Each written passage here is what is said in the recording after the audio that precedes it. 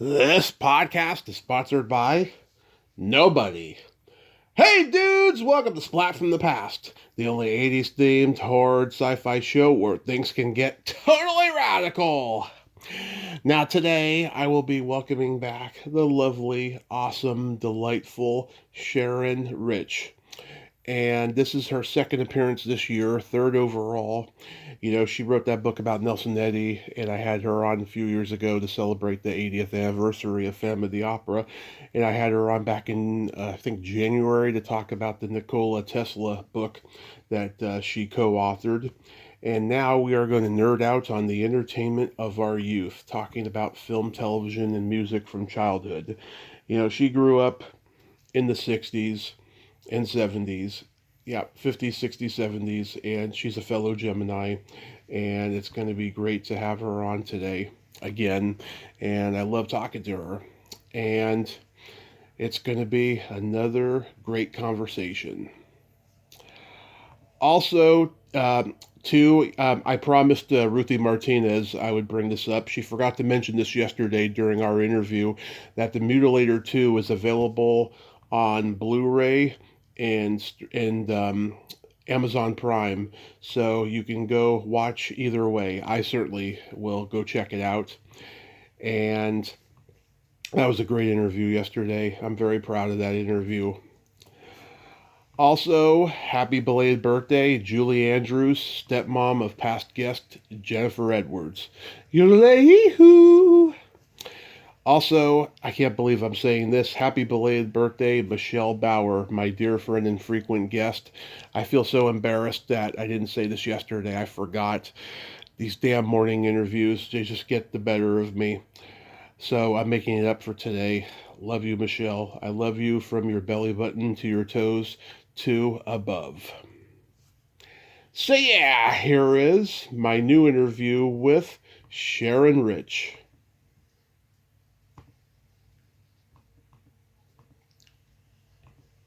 Hey Sharon, welcome back. How are you today?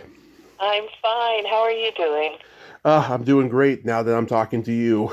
Okay. Well, hopefully I'll share some stories that'll give you a few chuckles today. Awesome. So going back in time, do you remember the first movie that impacted you as a child? Probably the very first one I would have to say was Pollyanna.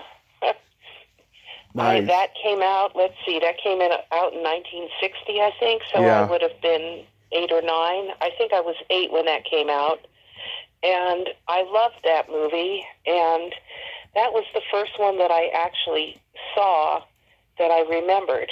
And no, actually, here, my parents, they took me to see it around my 7th birthday. I was 7. So Mm, I totally loved Hayley Mills, and I loved that story. And I think the next year, The Parent Trap came out, and I would right. say that was my absolute favorite as a little kid.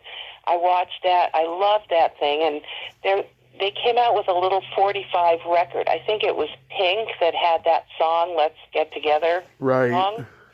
And my parents bought that for me, and I played that over and over and over, like endlessly, like that was my thing. And I also, I mean, I loved Haley Mills. I would watch Yeah. anything she did at that point. And the other movie of hers that I really loved was The Moon Spinners, which I saw a few years later. And it was so scary that I was so scared I had nightmares Yeah. about Eli Wallach. And years later, I met him and I told him that, and we just laughed. It was really funny. But I mean, I loved that movie. But that's the first. Those are the first movies I remember seeing in the theaters. I also obviously saw Mary Poppins and The Sound of Music. Yep. But I remember when Psycho came out, hearing an ad on it on the radio, Yeah. and my mother was like, she's like, "Oh, it's a Hitchcock movie. It's so scary." So I knew. I don't think they went because my mom would have been kind of freaked out. But I remember hearing, that clashing music on the ad and just knowing, oh my God, this is really scary. And it was the same thing with the birds when that came out. There were commercials and a lot of radio commercials that I remember. So that's basically the ones there. I mean, I grew up with the Mickey Mouse Club and, Yeah. Romper Room and and Sheriff John. And do you know who Sheriff John even was? He was. I vaguely heard about Sheriff John. Yeah. Well, he was a guy who got you to drink your milk. So he would go red light, green light. When it was green light, you were supposed to drink it. But I hated milk, so Mom gave me orange juice instead. And, and then there was Captain Kangaroo, that kind of thing. Mm-hmm. I don't remember a lot of early TV series that I watched. I think the only cartoon I liked was Rocky and Bullwinkle. I don't even know when that came on. But one thing, and of course the Mickey Mouse Club, but the one thing I remember is my father loved Perry Mason. And when that came on, you couldn't bother him the whole hour. He would sit in the living room leaning forward looking at the TV. And I was very young, but I knew it was really an important show. And sometimes I'd go in and sit with him. I didn't understand what he was watching, but he loved that show. And then years later, I was on the set of Ironside, so I told that to Raymond Burr, and he was like a really nice guy. I liked him a lot. He was so friendly, and he was a kind man, I heard. So, yeah, those are kind of my memories of the early movies that I saw, but I met a lot of old-timers. Yeah. Oh, there was one other movie I saw when I was probably about 12 or 13, or no, actually 1965, when the Topanga, I did some research. Okay, we used to go to this little second-rate theater, I think it was, on Ventura Boulevard and Topanga Canyon in Woodland Hills. And on Saturdays they would have kid matinees, and they had like double headers like Geronimo and, I don't know, a few other things. Westerns. And my mom would drop me and my two younger sisters off so she could have the afternoon off. I mean, my father, he worked, but anyway, Saturday was our movie day that we went by ourselves. And Mom would give us 25 cents, and we could go next door to the thrifty drugstore, and you could get 6 candy bars for 5 cents. So each one of us got 2 candy bars, and we went to the theater. And I don't remember most of them. Most of them were like B pictures. Yeah. But the one I remember that gave me more nightmares was 13 Ghosts. Have you ever seen that one? Of course. Yeah, it's a classic. Oh, my God. I was totally like, I was so scared that I'd lie in my bed waiting, thinking I had this whole thing above my bed that was going to slowly come down and smother me. It was amazing. That one really, really was scary. That and Moon Spinners, I think, were the two scariest. But, for me, my father, he was not in the film business, but he was a CPA and in Woodland Hills, and he was at one time the president of the Rotary there. So he had a lot of people, a lot of clients who were in the industry. And the youngest one I remember meeting before I was into old films was Buster Keaton, and that was around 1963, I think, when It's a Mad, Mad World came out, and Dad went to meet him on Sunday for some reason. They went to his office, and I was with Dad. I don't remember why, but they met in the parking lot, and so I was standing with my dad, and my first impression of Buster Keaton was he was very short, really old and wrinkled, and he had a very sad look on his face. And so they started talking, and the minute he answered, he had this deep, booming voice that scared me. I mean, I wasn't a scaredy cat, but it just didn't look like it would come out of that person, this deep, deep bass voice, and I jumped behind my dad. I don't know what Buster Keaton thought, but Dad handled it really, really nicely, and we went in the office, and I sat and read a book while they talked, and that was that one. And then my parents here's another funny story. My dad had another client, I don't remember his name, but they had made a lot of money on some film, and so my parents were invited to go to some party at somebody's house. And they went to the party, and they did not realize that the party that was being celebrated was the success of Deep Throat. Yeah. And they walked in, and there was a whole orgy going on. And my parents were like, no, we're not into that. And they left. But that I thought was really hilarious. But Dad, he helped package the Christopher Reeve Superman, and his best friend was a doctor who did contact lenses for. Well, he did glasses and contact lenses for everyone, but his specialty was in films, and he did Michael Jackson's like weird eyes in Thriller. Video, and so we got to go see what that was about, and he told us a story which I thought was fascinating, which he said that every time Michael came to the office, whoever his minder was would say, now you be a good boy and do what Dr. Greenstone tells you to do, and then you can have a donut or something afterwards. Like, they treated him like a baby. Oh, my God. That is hilarious. Yeah, oh my God, when you saw 13 Ghosts, were like the seats wired? Because I know that's a William Castle movie. He used to try to scare people in the theater. Did you have that experience? I don't know, because it was a second-run theater, so I don't know. But it was, we did see it. It was in 3D, right? Yeah. It was in 3D. We could see it like they were jumping off the screen. Maybe it was wired. I really don't know the answer to that. I don't remember.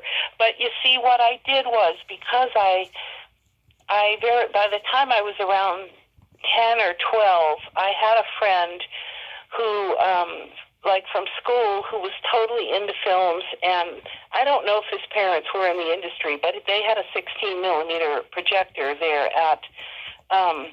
at home, and he invited me over and started showing the old films. Well, he was totally into Joan Crawford, Bette Davis, Judy Garland, the whole thing. So I started watching all kinds of films with him, and we hung out. We were friends for years and years and years. But he got me interested in old movies. So what I did at home was, when my parents were asleep at night, I would tiptoe out of my room and go into the dining room, where for some reason there was a small TV there, and I would turn on, Chiller, whatever the shows were. Maybe that wasn't late at night, I don't remember, but I sat there into the middle of the night watching old movies. I remember they had monster movies, and I watched all the classics that I could see. And so by then, I had decided I'd already been writing. I won a writing award for a short story I wrote about our cat, a national one, when I was 10. And my first book later went to the publisher when I was 19 and came out after my 20th birthday. So I was always writing. And the reason that was, to be honest, is because I had a childhood injury in my right knee. Was in really bad shape, and I spent most of my childhood either on crutches or with a brace on my leg, so I could never go play phys ed, and I thought all the kids sort of, hated me because, it was weird. And I spent a lot of time in and out of hospitals while they tried to figure out what was wrong with the leg. And I would go to the hospital for like a 5-day stay for a whole bunch of tests, and take a stack of 20 books and just lie there and read. And then I had a notebook, and I would write mystery stories, because I loved Agatha Christie, and I would write these stories about, the kids in the school, and I would use some of my friends as character names and how they solved the mystery of the cafeteria worker who was poisoning the teachers because some secret. I don't remember what it was, but the kids liked me because I always put them as characters. So it was funny, because on Facebook, I'm on one of those groups where you're with your high school class, and when I first came on there and said, okay, so I'm a best-selling author, and blah, blah, everything. And they said, oh, we always knew you were going to be a famous writer. And I said, it was like, what?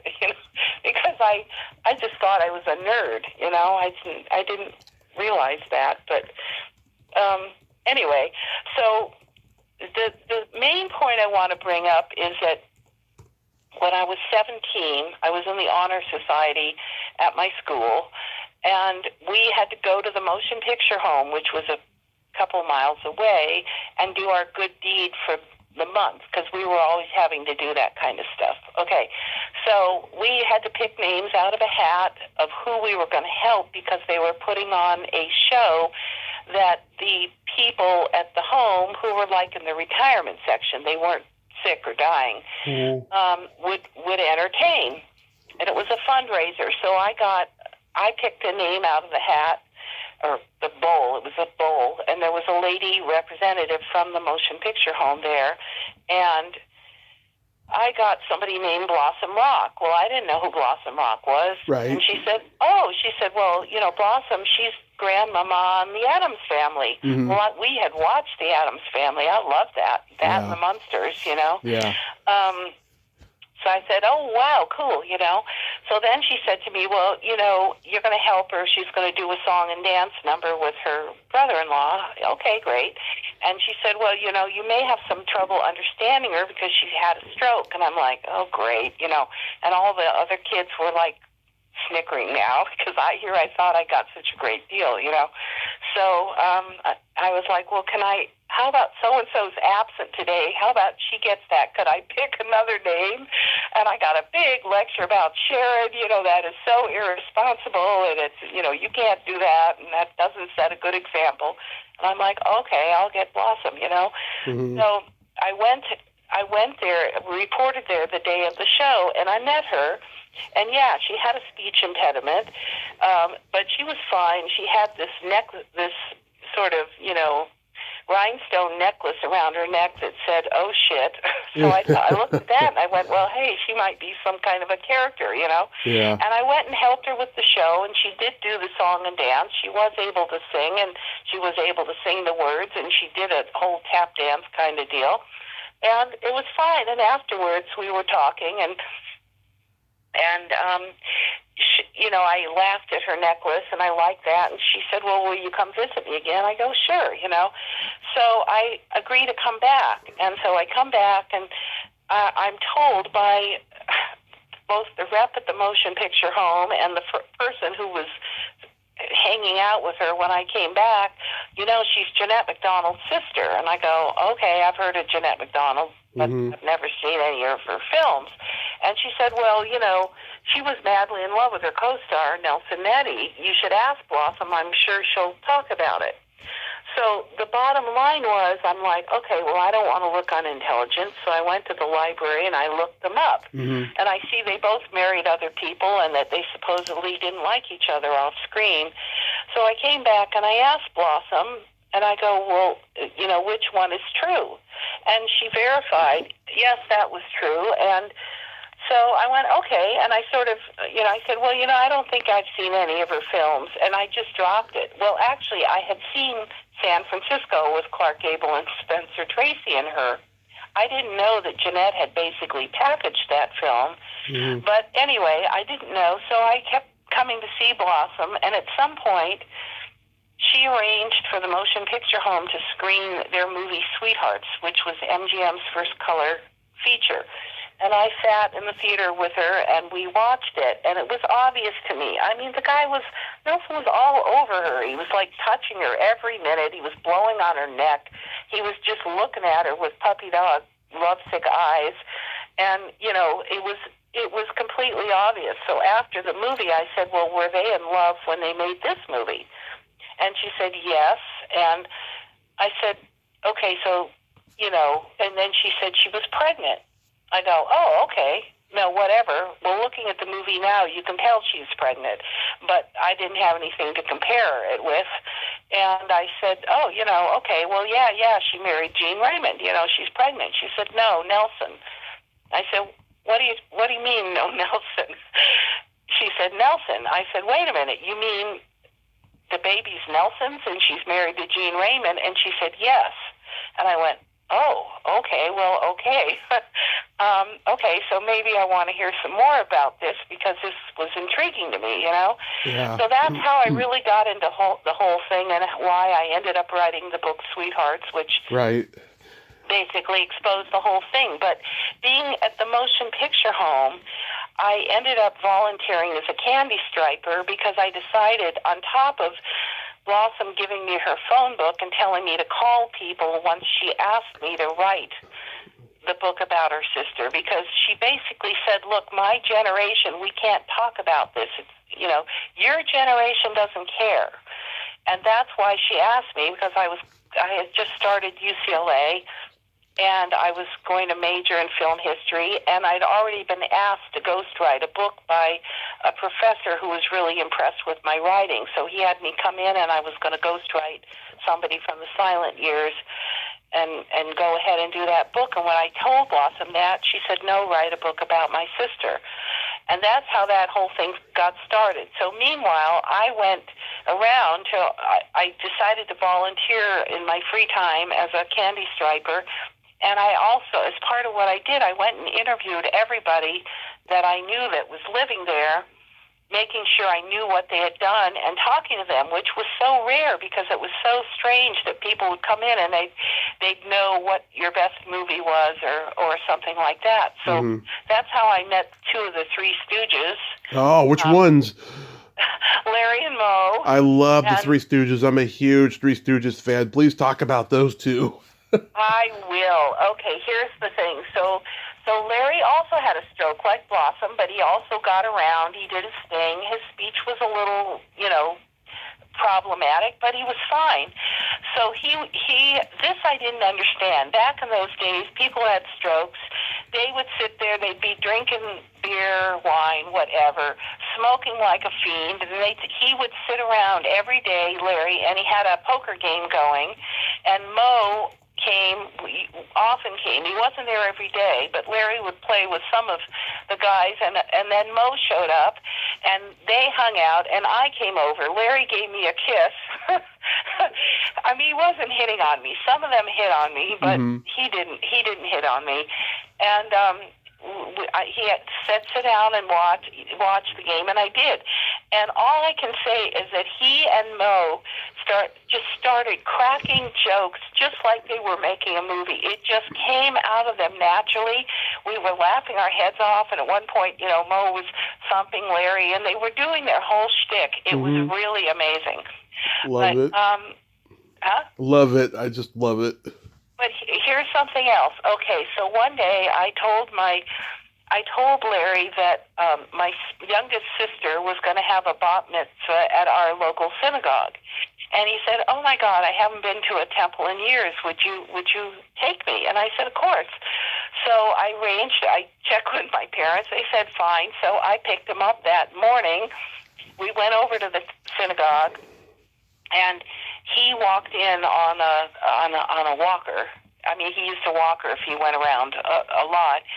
And he walked down, he just made a grand entrance, walked down the aisle, sat in the front row with our family, which by that time he knew my whole family anyway. He knew my parents, he knew my younger sister, and he just came down like he was a member of the family. And everyone came up to him after him and said, "Hi, we love you and everything," and blah, blah. He was so happy. He sang to me repeatedly for just having a wonderful day like that. So that's my best Larry story. Oh my God, I love that. So yeah, so like when you were growing up, what did you watch for comedy, like in general when you were growing up? Were you into like Charlie Chaplin? Well, I mean for movies, because we're still on movies. Like, did you like Charlie Chaplin? I loved Charlie Chaplin. I loved all of them. I loved Buster Keaton.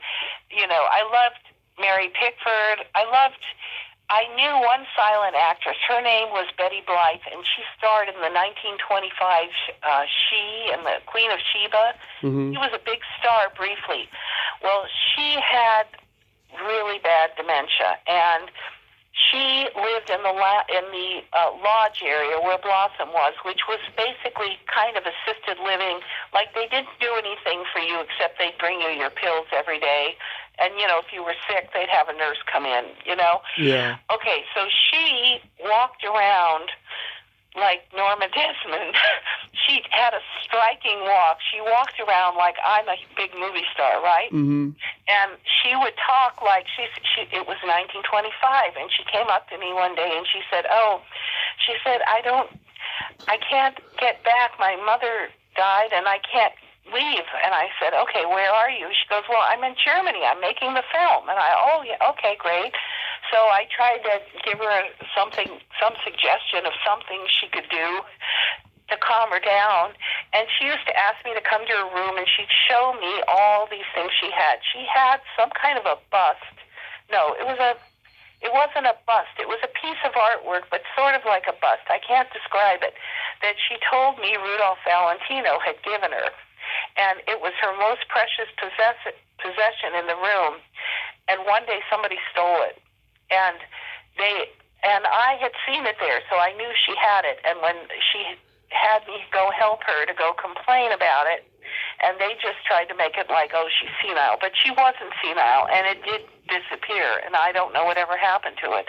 But one day, she was sitting there on her bed smoking a cigarette and kind of zoned out. The cigarette dropped on the bed, and it started a fire.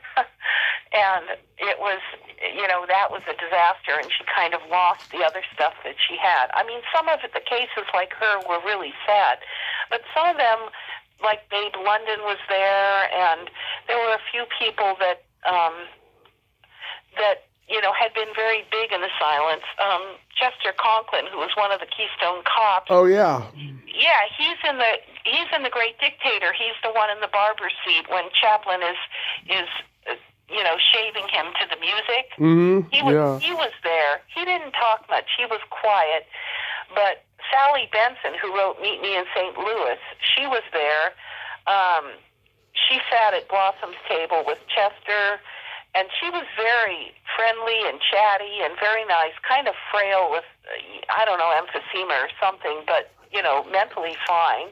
And the other one there was Mitch Leisen, who was a director of a lot of great comedies. And so I sort of would talk to him about some of the things he did. But generally, I don't remember a lot of them. I mostly hung out with the people that Blossom knew, and we would go. She used to do something which I thought was very interesting.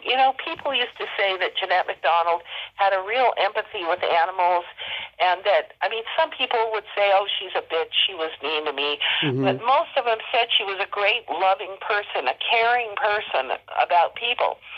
Blossom was the same way. She used to go to the Save-On across the street. I would go with her sometimes, and she went to the bank. She did her own banking at the Security Pacific because I went with her. She deposited checks. We went to Save-On. She'd buy cat food. We'd go back to the motion picture home, and she would call the cats, and they would all come running to her. And I remember one had a hurt paw, like a splinter, and she calmed him down and was able to pull it out. And I said to her, Blossom, maybe you really are grandmama from the Addams Family because you could do magic, Yeah. It was funny, but anyway, she used to do what she called, I'm going to make my rounds, and she would get chocolates and candies and little things. And then we'd go to the main hospital ward where people were very ill, and we'd go room for room to room, and she'd go say, hi, how are you doing? I brought you something. And I learned a lot about compassion from her because I was wrapped up with, my bad leg and my this and that, and I saw how she was despite her own, health problems. Yeah. She was really good. And I can tell you one story which always stood out in my mind, which was we went to see the actor Edmund Lowe. He was in the silents and early talkies.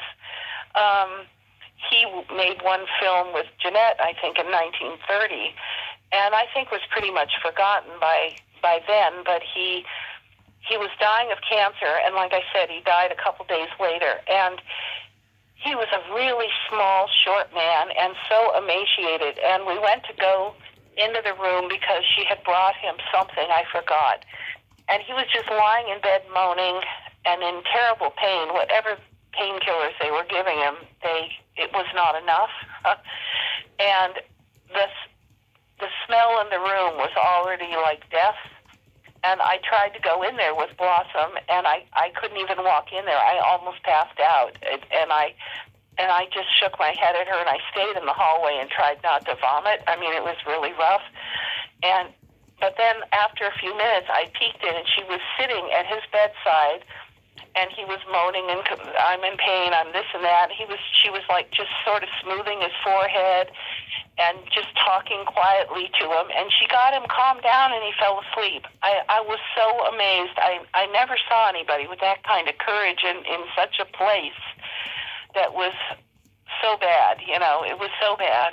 I mean, I saw Norma Shearer there years later when she was there, and she looked still like herself, except her hair was long and it was white, and she had lost most of her eyesight. I don't know if everybody knows that. So she had somebody with her, walking with her, and she was also sort of mentally not there.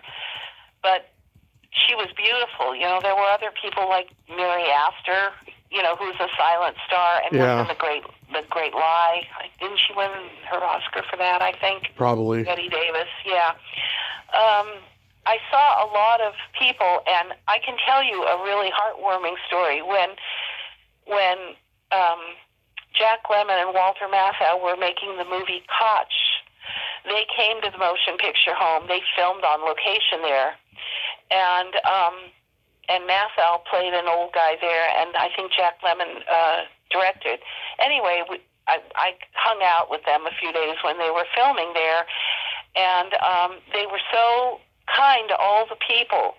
They went and also made the rounds, quote unquote, went to every part of it, the hospital wing, the lodge, and the little cottages where the totally self-sufficient people lived, and visited them all, and that meant nobody had ever done that.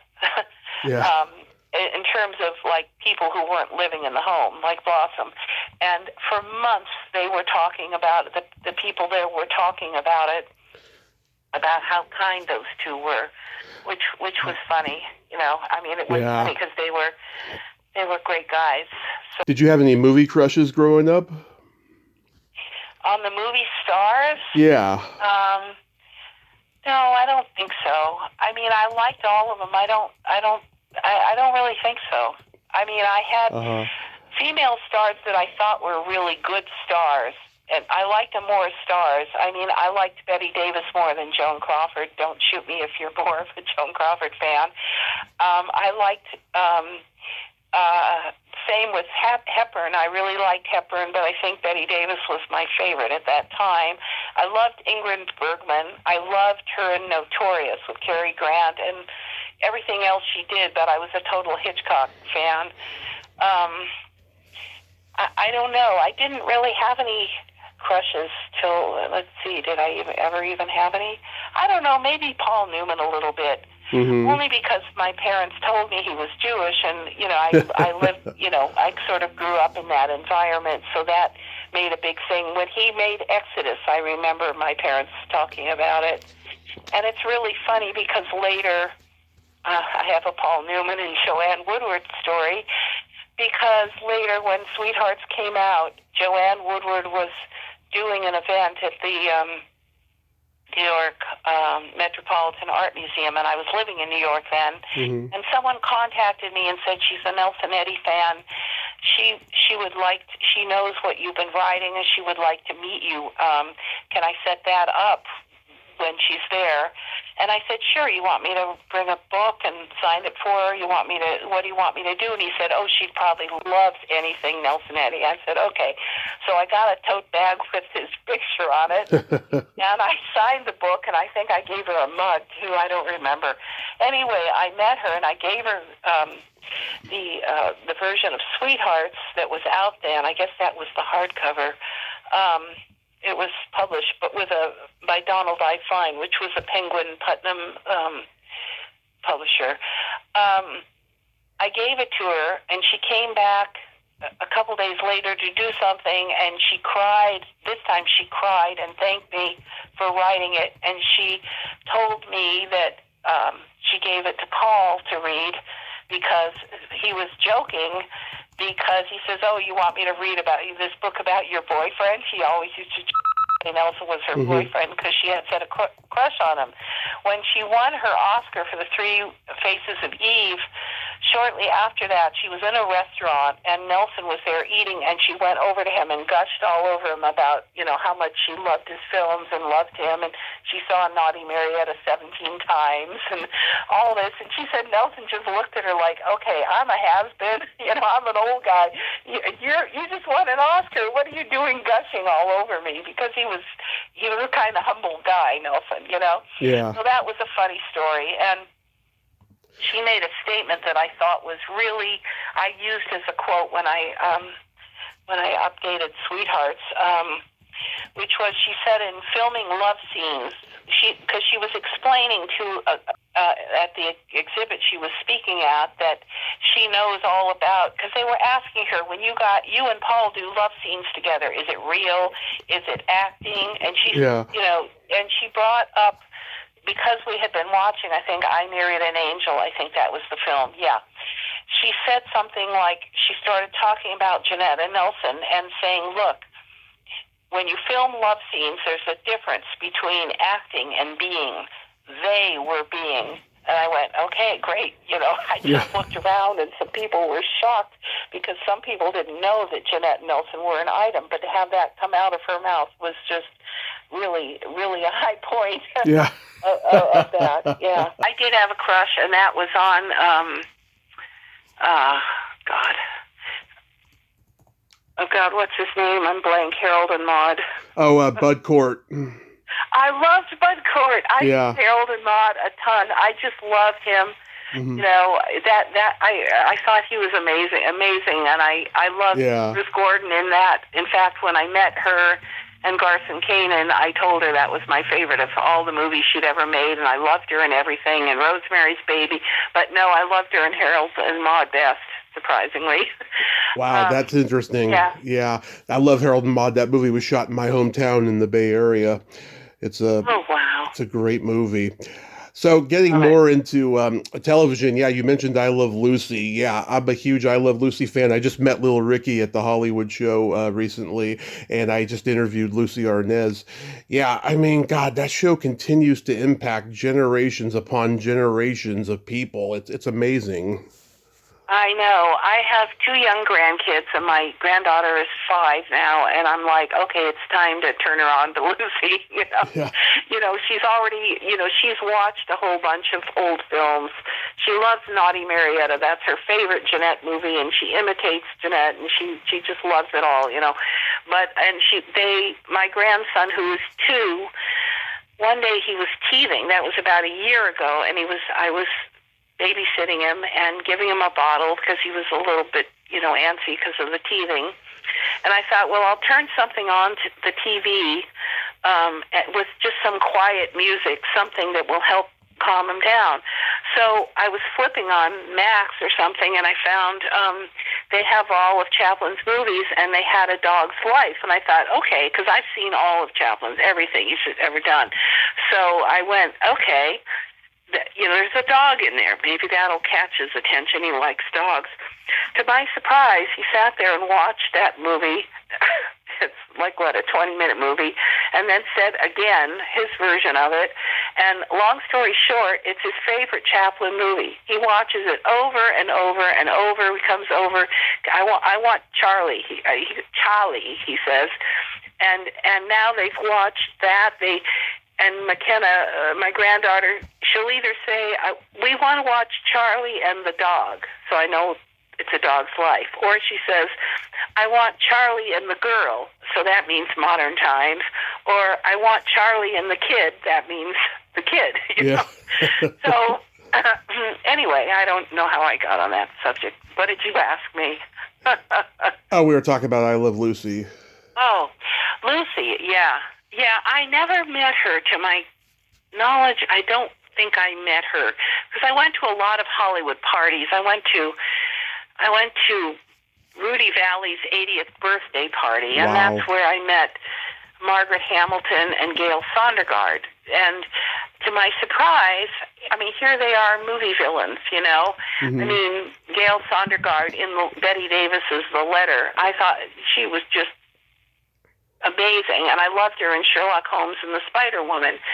To my surprise, both of them are like, you know, Christians. They're very sweet. They're quiet. Yeah. They have a big smile. You just look at them and you go, what's wrong with this picture? I don't know whether they're going to suddenly snap at me or no. They were really, really nice people, and I found the same thing with Jane Withers, who was the little, kid that was always nagging Shirley Temple, in a couple films. Yeah. She too was just so kind. Every event she was at, I was there. She would get up and do a prayer before we ate whatever the meal was. Mm-hmm. I mean, it seemed to me the ones that played the worst villains were the nicest people in real life. Yeah. Oh, that's always been the case. Sometimes you'll get rare exceptions, but yeah, that's always been the case. You mentioned the Mickey Mouse Club. I've interviewed two of the Mouseketeers, Sharon Baird and Sherry Alberoni, and yeah, I'm a purist of the original Mickey Mouse Club. Annette Funicello, oh my God, she was just so delightful, wasn't she? I bet she was. I know I saw her somewhere at some party or somewhere. Some of these people I only met casually, or I saw them once or twice, but when you live in LA anyway, which I did at that time, and you move in those circles, back then you met a lot of people, a lot of old-timers and current stars. I mean, I never met Hayley Mills then, but years later when I was in London doing some kind of a film convention over there, mm-hmm. She was starring in a play. I forgot the name of it, but she was the murderess. Yeah. And she was middle-aged, and I sat there just watching her on the stage, and it was such a culture shock to realize, she's middle-aged, so I am too.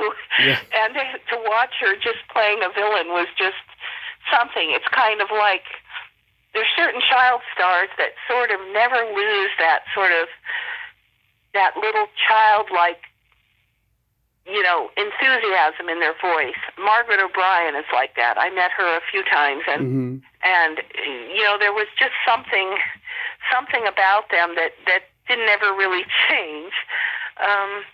Anyway, yeah, that was meeting Hayley Mills was kind of interesting. I always had a crush. I had a crush on Hayley Mills when she was on Saved by the Bell in the first season. It was called Good Morning Miss Bliss, and in syndication it became Saved by the Bell because of the spinoff and stuff. And I just thought she was so gorgeous. Yeah, I love Hayley Mills. Do you remember seeing the Beatles on Ed Sullivan? Yes, I remember my mother was kind of almost horrified because she was talking to my dad about, look at those haircuts. Now all the boys are going to get haircuts like that. Yeah. My mom was not, she wasn't a prude or anything, but she was more of like a June Cleaver mother. She didn't work when we were growing up, and she was, she took us to kindergarten and, Girl Scouts and did all those kinds of things and cooked the meals, and my dad was like the breadwinner. That's kind of what, the whole sort of father knows best and leave it to Beaver kind of era. Yeah. And later, though, I mean, when we were growing up, my mom went and became a chiropractor and nutritionist and started a whole career in the second part of her life. But back then, she was very content to just, sort of be mainstream in terms of, her viewpoint on things. I mean, she always encouraged, my parents they were happy together, and they encouraged us to just go into the areas that interested us. I was into classical music. I don't know why, mm-hmm. but I did find out afterwards that, years later, that my grandfather, my dad's father, was in the NBC Symphony Orchestra and was with Toscanini for years and years, and it just was. Nelson Eddy sang in operas that my grandfather was playing it. I had no idea. And then later when Ancestry.com came out, I found out we had a great uncle also on my dad's side who was the head of the Minneapolis Symphony Orchestra. And then my other great uncle was Freddie Rich, the band leader, who was quite famous, and he had 2 Oscar nominations for scores that he wrote for Jack London and Stage Door Canteen. So somehow I inherited the thing about loving classical music, even though my father was totally tone deaf and couldn't sing at all, you know. Yeah. But anyway, so that's kind of what went on there. But I liked the Beatles because, and I liked certain other groups, even though I was more into classical, because I played in the school orchestra, so I had a sense of orchestration, and I loved that they actually had a melody, and that they worked with harmonies, and there were things in there that had a very small touch of, you know, regular music, you know, as I saw it then. And those have seemed to be the singers that have endured the longest into, you know, today's world, still being popular. Yeah. I just never understood, like rap, I get there's a lot of interest in rap. It was never my thing. I always liked melodies. And the singers that had melodies were the ones like Moody Blues. There were a few others. You know, I did want to tell you, I don't want to change the subject, but I didn't know if you were interested in Susanna Foster, who was the co-star in Nelson's Phantom of the Opera, the one with Claude Rains. Go ahead, yeah. I have a really good story on that. It's kind of very sad, but it's also interesting. Okay. She was 18 when she made Phantom of the Opera, and I contacted her. Somebody found out how to contact her for me, because I reached out to everybody that had been in the studios in those years, and especially MGM or Universal in this case. And she said, "Yeah, why don't you come? Why don't you come meet me?" And I told her I'll take you out to lunch. Where do you want to go? So I pick her up. I found out she'd been living in her car. She had been thrown off welfare. She had been divorced. She had 2 kids, and she had been divorced to another opera singer like she was, Wilbur Evans, who went on Broadway, and he made it bigger than an opera with South Pacific and The Man from La Mancha. But they divorced when they had 2 sons, and she had just fallen on hard times, and I didn't really understand that. She was living with a fan in this sort of crack house apartment building on Cherokee near Hollywood Boulevard. So anyway, I picked her up, and she was sleeping on her place in the apartment was on the sofa in the living room. She had a picture of Jeanette and Nelson in Rosemary on her table next to her TV, and that's all she had. She had almost no possessions, no clothes, nothing. It was really shocking. So anyway, I said, "Where do you want to go?" She said, "Musso and Frank's." And so we went there, and we talked, and she talked all about the experience at Hollywood and this and that. And then she asked me if I would come get her the next day because she had a job interview, and actually she had done a job interview, but she had the job. And I said, "Oh, what kind of job is it? Are you singing?"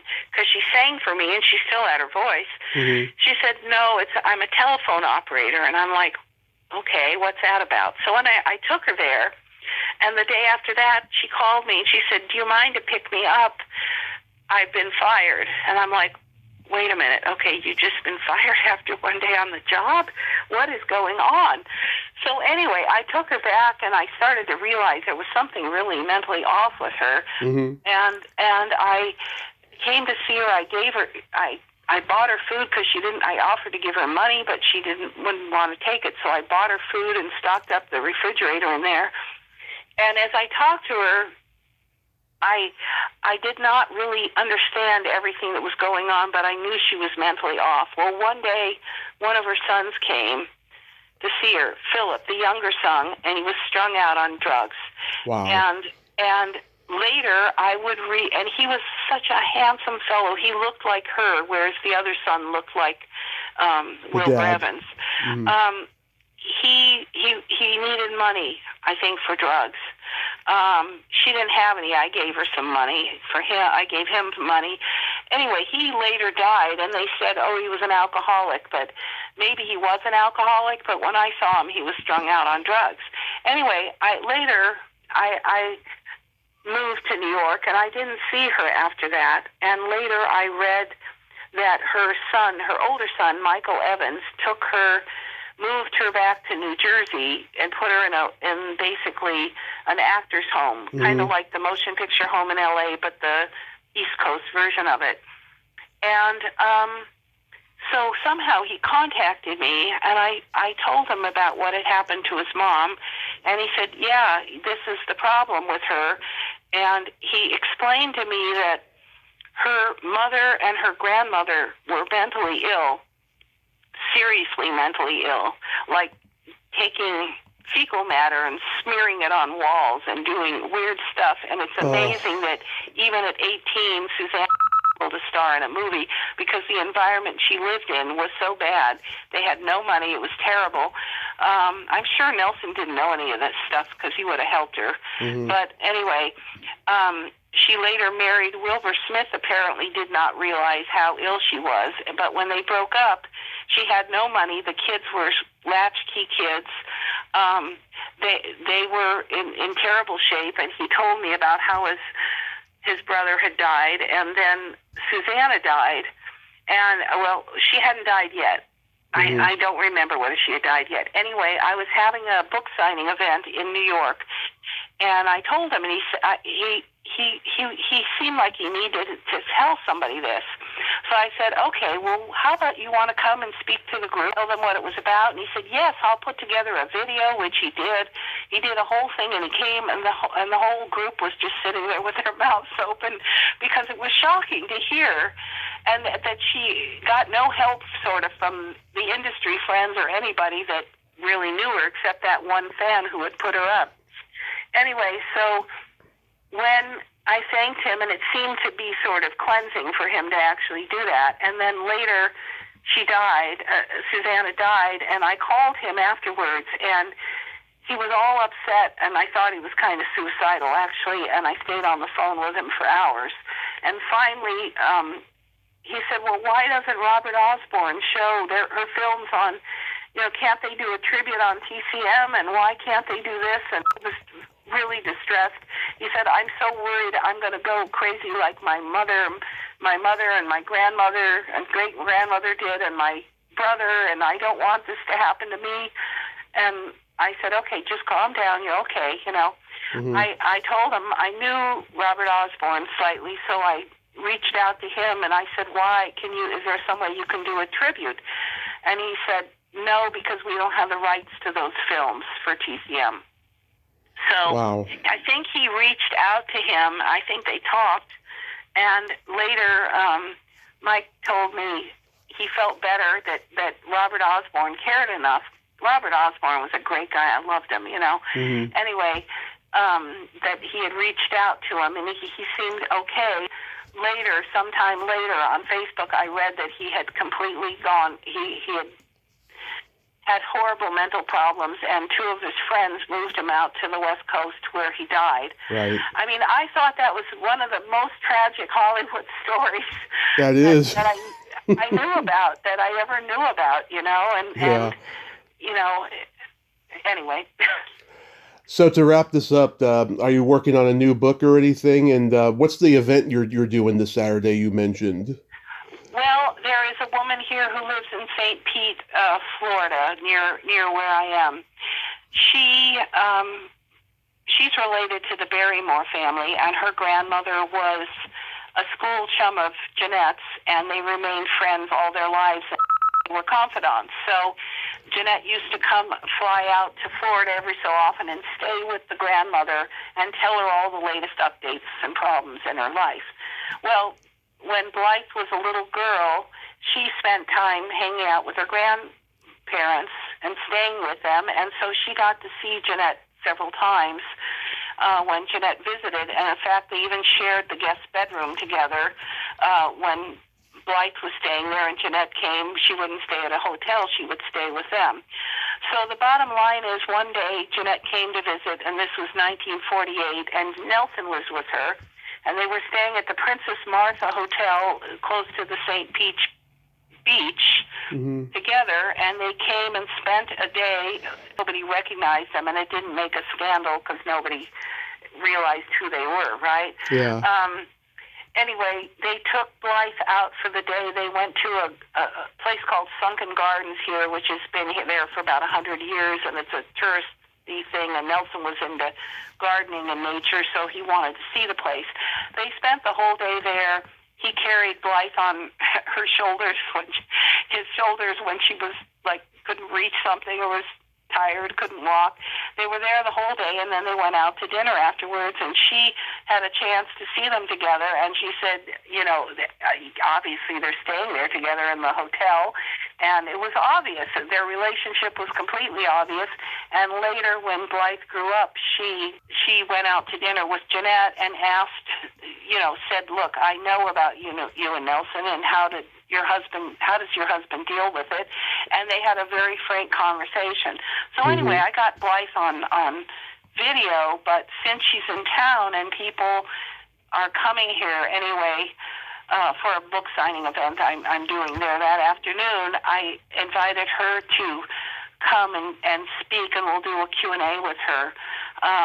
Because she's one of the last people still alive who can verify that she not only was told by Jeanette about it, but she actually was there with Jeanette and Nelson when they were on a private vacation together. So wow, that's what I'm doing there. What I'm actually doing is, it may take another year, but I will do one final update to Sweethearts, because after every edition that came out, within a week, suddenly new information fell into place, and new people came forward, and it answered questions that, you know, maybe we just didn't fully know anything. I mean, there's certain places that you'll never know everything, but this, after the last round, a lot of what was left of Jeanette's estate, of her private letters and file cabinets and everything, went to auction. A friend of mine won most of it, and we got some of it. And anyway, it was all in our camp of the people who know what was going on. One of the things that surfaced was a letter from 1935 that Nelson wrote on Christmas. He wrote Christmas on his letterhead, and he's thanking Jeanette for something and says, "Dearest Jeanette, you know, I love you and I'll always be devoted to you," which is, in his handwriting is just heartbreaking when you know that actually went on till the last day of his life. He was about to go out and sing a song, the private song that he had at every performance, where he had the lights dimmed and just a spot on him, and he would sing some song that was meaningful to him and Jeanette when she was alive, or just was meaningful to him now that she was dead. And then he stumbled and said, "I can't get the word."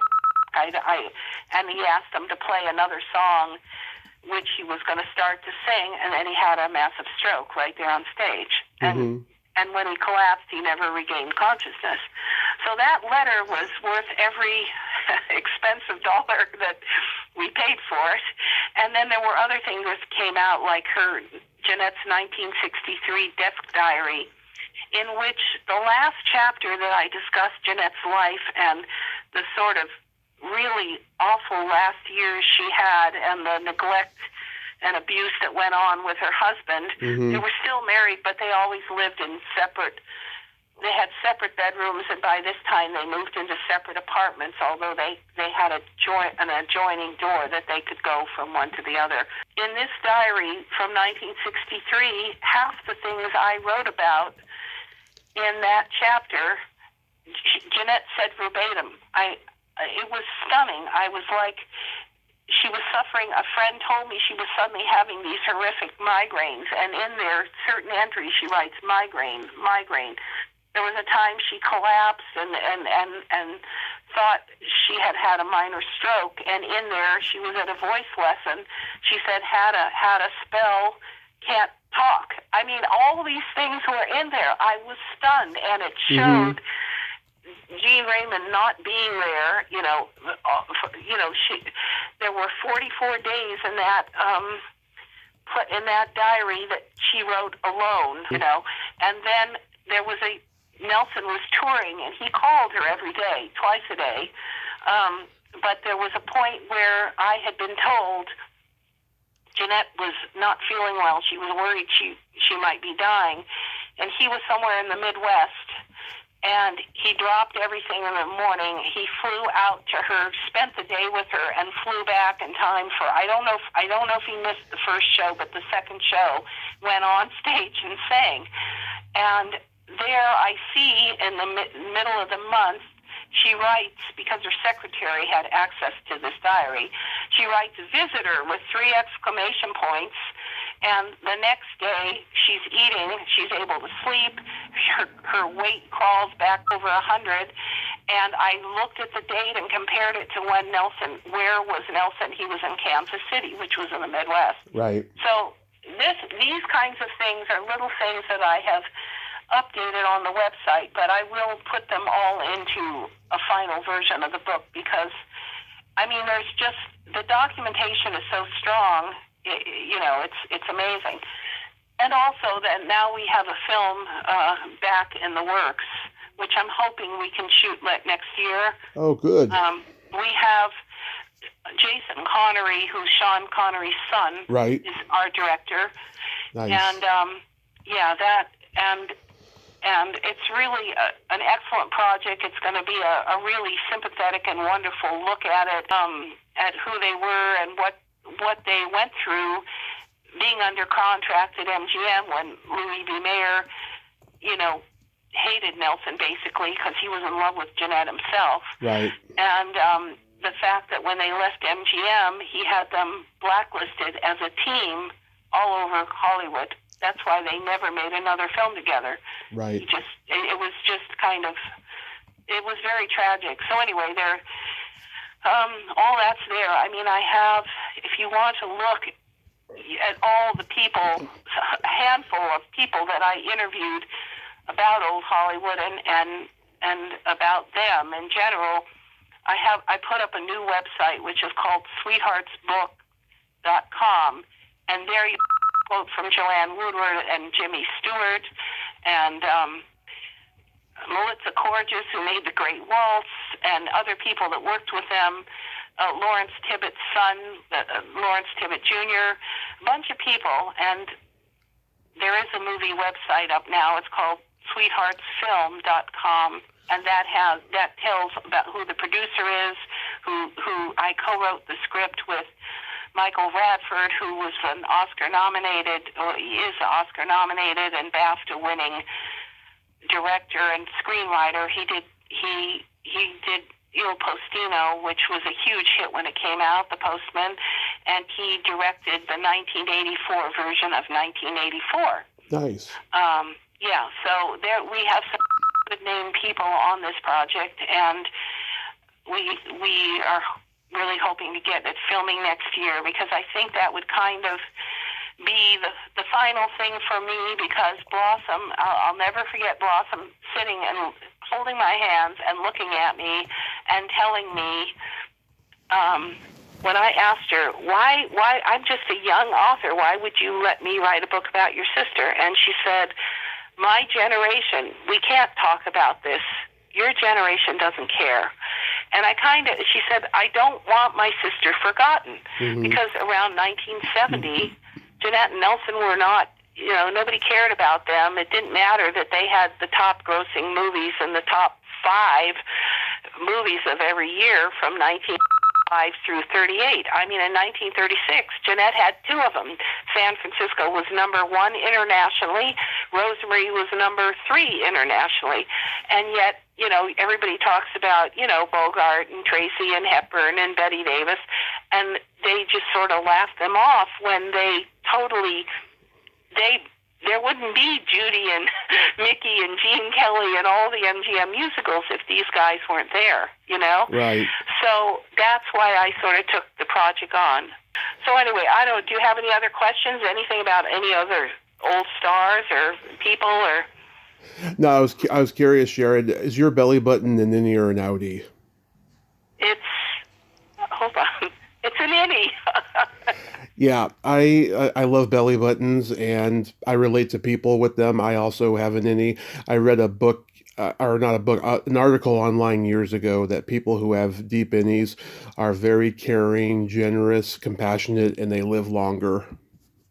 Oh, well, hopefully the live longer part will. Thank you. Yeah, I didn't know that. That's very interesting. Yeah, so I was just curious. I wanted to ask that. Well, Sharon, I thank you so much for coming on today and sharing all these great stories. And I hope your event goes very well. And yeah, I'll keep my eye out for the movie and the book, the next book, of course. And you have yourself a great rest of your day and be safe out there. Thank you. You too. Thank you. Okay. Bye-bye. All righty. Okay. Bye-bye. Well, there you have it. Sharon Rich, ain't she a sweetheart? Oh my God. I just love listening to her. I could listen to her talk forever. She's just got great stories, and she's very passionate and enthusiastic. You know, historians are just wonderful people, and I consider myself one, and I love talking to them. And she is just an amazing, amazing person. Well, until next time, this is Tommy Throwback Kovac saying, there's no shame in living in the past because the present sucks. Later, dudes.